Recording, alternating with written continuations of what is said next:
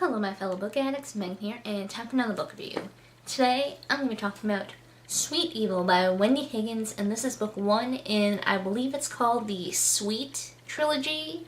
So this is a series I actually read probably 4 or 5 years ago now, when I was still really early on BookTube, and I meant to review it, but for some reason or another it did not happen. So it just recently popped back up into my mind.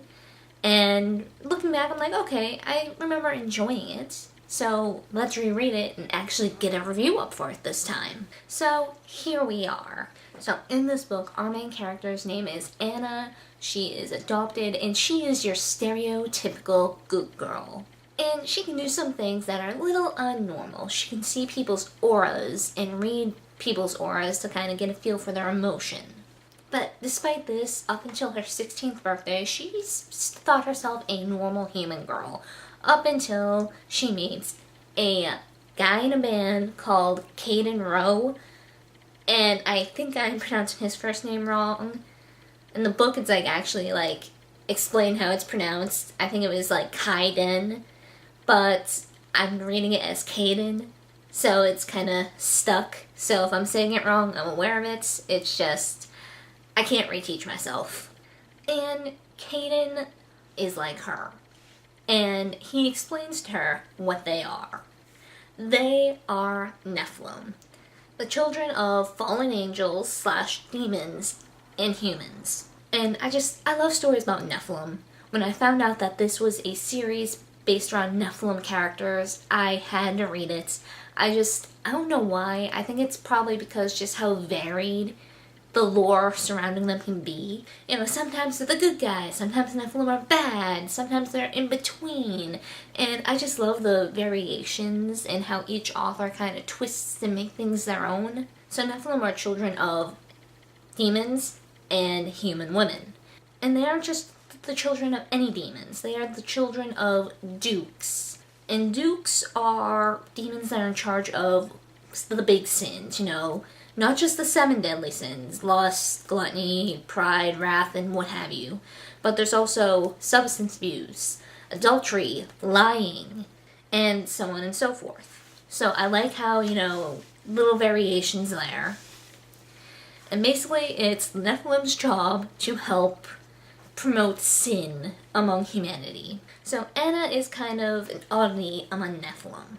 Unlike all other Nephilim, she has not grown up knowing her heritage. Usually, Nephilim are raised by their demonic fathers.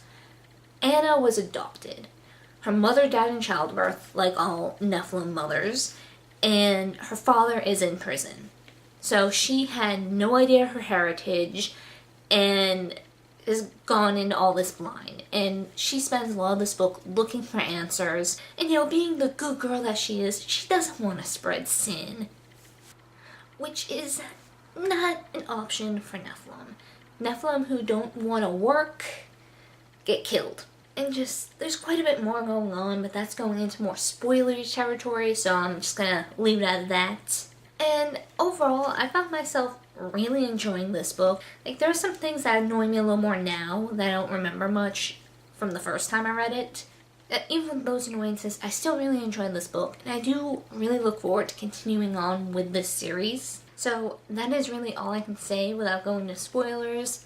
So I'm going to stop myself here and go into a more spoilery bit. Now, if you have not read Sweet Evil yet, and you have any intention of doing so, I highly suggest you click away now and come back after you read the book. Alright, so like I said, I really enjoyed this book. I'm going to go in and talk about a few more things that I found really enjoyable, as well as mention some of the annoyances I had. I really do like how Anna's guardian, Patty, more or less knows everything that's going on in her supernatural life. And that's something that I surprisingly enjoyed. I feel in a lot of young adult books that I've read, that when something crazy like our main character is finding out some creepy, weird things about them, like they have a special ability, they're not completely human, in short, there's something going on with them, they hide it from their parents or parental figures. So the parents are completely blindsided if any of this does come to light. Patty knew from the get-go that Anna was not a normal kid. Even before Anna knew what was going on. And I thought that was a nice little change of pace. I love all the other Nephilim that we met so far. I like the friendships and the bonds they have with each other and how different they all are. Now, while I genuinely like most of this book and I love Anna as a character, there was something that Anna said early on in the book that just rubbed me the wrong way and really stuck with me for the whole book. I can't remember the exact quote, but she's going about how she dressed modestly and she feels bad for the boys who get distracted by girls who show off a lot of skin, and that aggravated me. Like I said, it stuck with me for the whole book. I am personally of the mindset of dress how you will. If you prefer to dress modest, dress modest. If you don't mind showing off some skin, go ahead. Though, there are some exceptions to that. Like if you are at work, dress work appropriately. If you're at school, don't show up in like a bikini. But I'm not going to judge someone for if their shorts are shorter than I personally wear them, or if they prefer tank tops and crop tops to t-shirts. And though I was never dress coded in school because I didn't wear clothes that could get dress coded, I think most schools' dress codes are insane, especially since their big reason for it is it's distracting the boys. The other big thing that annoyed me was just how the subject of virginity was such a big deal. Like, it was such a big deal that Anna is a Nephilim teenager and she is still a virgin, and that she wants to wait until marriage. It was especially brought up a whole lot when Caden's dad was in any scene.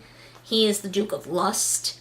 So typically he knows these kind of things when someone is a virgin and someone is not. And even from looking at it at the point of view as someone who is the embodiment of lust, yeah, I can see how something as pure as virginity could be something they don't like. It just annoyed me how that could be brought up so much and was made such a big deal.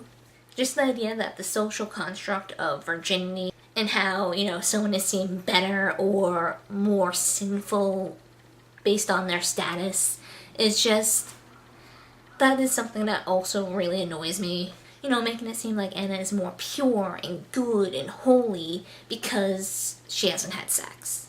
And meanwhile, if she did have sex, it would make her more sinful and what have you. It's just that's something that got on my nerves.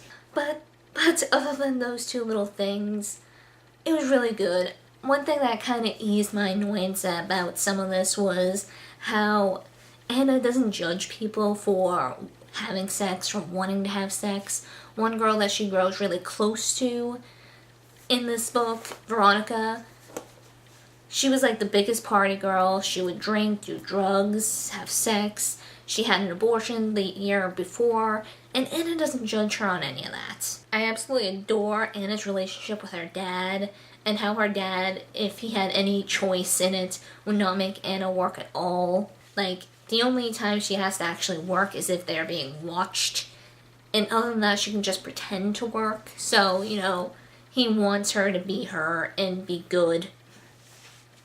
And I also like the twist that she is not half human, she's actually half angel and half fallen angel / demon. So I like that little twist too. Oh wait, there is one more thing that kind of annoyed me, just the insta-love between Caden and Anna. Just how much him distancing himself from her hurts her is just really? How long have you actually known each other? And think, this is for your safety. You two cannot have a relationship at this point and not be in danger. Do you want to die? Do you want him to die? If the answer to any of that is no, back off and have a little space between you. It's not like you've been best friends forever or you've been in love with him forever. It's calm the hell down. But yeah, it's love trope. Hit or miss with me. It's usually more of a miss than anything. But yeah. Other than those little annoyances, which are things I can get past, I still enjoyed this book. I think I gave it a 4 out of 5 stars on Goodreads because I did enjoy it. I wouldn't have gone through it as fast as I did if I didn't. and I'm really glad I picked it up to reread it. And I do look forward to continuing on with the series to see what I've forgotten. I actually forgot a surprising amount in this book.